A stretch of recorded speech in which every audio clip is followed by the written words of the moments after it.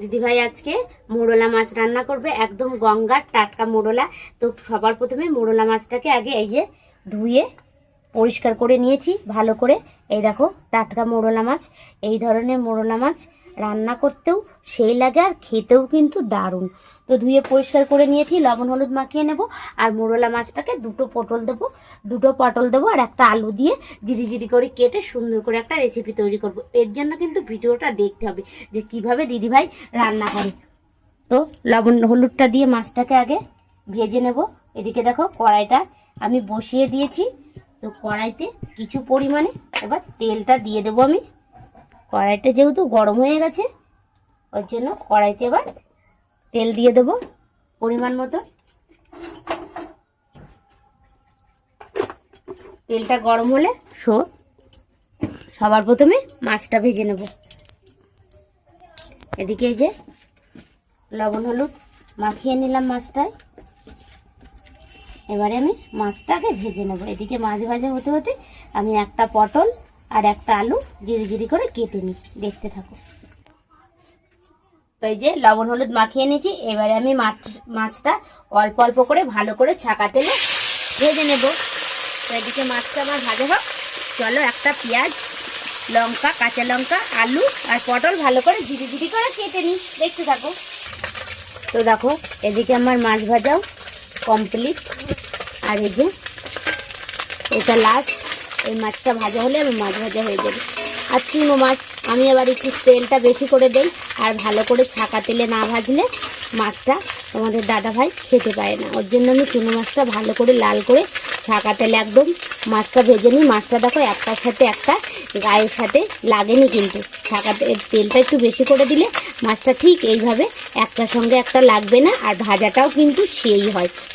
তো এবার মাছ ভাজাটা আমি নামিয়ে ফেলবো। আর এদিকে দেখো পটল কেটে রেখেছি দুটো, আলু কেটেছি ঝিরি ঝিরি করে, আর এই যে কাঁচা লঙ্কা চিড়ে দিয়েছি, আর পেঁয়াজ কুচি কেটে রেখেছি। তো আমার সব কমপ্লিট সবজি কাটা। দেখো এইভাবে সবজিটা সরু সরু করে কেটে নেবে। মাছ যেহেতু ছোটো ওর জন্য ছোটো ছোটো করলে খেতেও বেশ ভালো লাগবে। আর লঙ্কাটা তোমরা চাইলে একটু বেশি করে দেবে, চুনো মাছ যেহেতু আমি একটু আজকে লঙ্কাটা বেশি পরিমাণে দিয়েছি। তো মাছটা আবার তুলে নেব। আর এদিকে দেখো কড়াইতে আমি তেল দিয়ে দেবো। এই কড়াইতে আমি পটলটা ভেজে নেব। পটলটাকে ছাকা তেলে ভেজে নেব। এই যে তার জন্য কি পরিমাণ মতন একটু তেল দিয়ে দিলাম। তেলটা ভালো করে গরম হয়ে নি, দেখতে থাকো। তো দেখো মাছটা এই যে আমার ভাজা হয়ে গেছে, থালে তুলে রেখে দিয়েছি। তো এই মাছ ভাজা তেলের মধ্যেই আমি গোটা জিরে ছেড়ে দিলাম। গোটা জিরেটা ভালোভাবে ভাজা হয়ে গেছে। এইবারে লঙ্কা কুচি আর পেঁয়াজ কুচি দিয়ে দেবো। আর এদিকে তেলটা ভালোভাবে গরম হয়ে গেছে, দেখো এটাতে আমি পটলটা ভালো করে ছাকা তেলে ভেজে নেব। দেখো পেঁয়াজ কুচি আর লঙ্কা কুচিটা আমি এই যে একটু নেড়ে চেড়ে নিলাম। এইবারে আমি কেটে রাখা আলুটা দিয়ে দেবো। তো এবার কেটে রাখা আলু দিয়ে দিলাম। তো আলু পেঁয়াজ কুচি আমি কিন্তু এই চুনো মাছটায় কোনো মশলা দেবো না, শুধুমাত্র জিরে তেলের পর দিয়েছি, কাঁচা লঙ্কা চিড়ে দিয়েছি আর পেঁয়াজ কুচি। এইভাবে রান্না করে খেয়ে দেখবো, খেতে কিন্তু সেই টেস্ট। যদি থাকে বেগুন, তো আমার যেহেতু আজকে বেগুন নেই ওর জন্য আমি পটলেই ম্যানেজ করে নিলাম। তো এই যে এই পাশে একটু লবণ দিয়ে দিলাম আর একটু হলুদ দিয়ে দিয়েছি। পটলটাকে ভালো করে ভেজে নেব।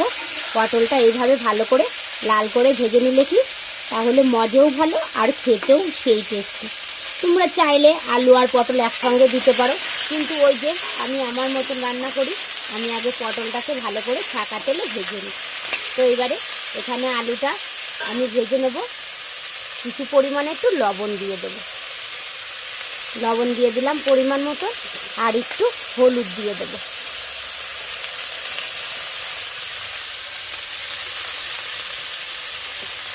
তো এই যে লবণ হলুদ দিয়ে এবার এদিকে আমার আলুটা ভাজা হচ্ছে। আলুটা কিন্তু আগে লাল করে ভেজে মাখা মাখা ঝোল করবো। তো এদিকে আলুটা ভাজা হচ্ছে আর এদিকে ভালো করে পটলটা ভেজে নেব।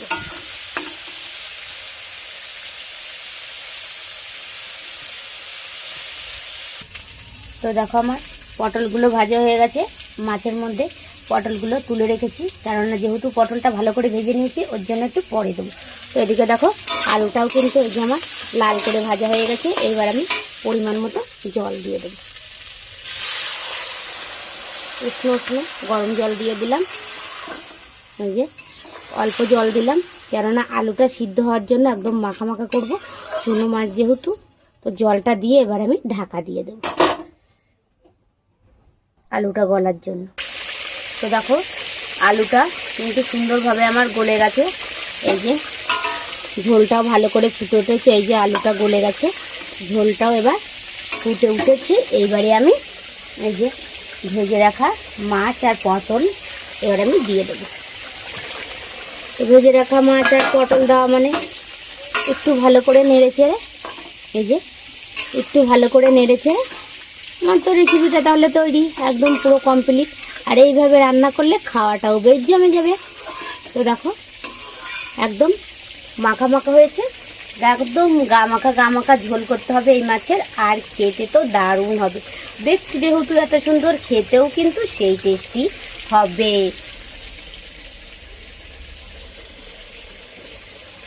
তো যাই হোক, আমার এই রেসিপিটা তোমাদের কেমন লাগলো অবশ্যই কমেন্ট করবে, আর যদি ভালো লাগে একটা লাইক করে দিও। তো টাটা বন্ধুরা।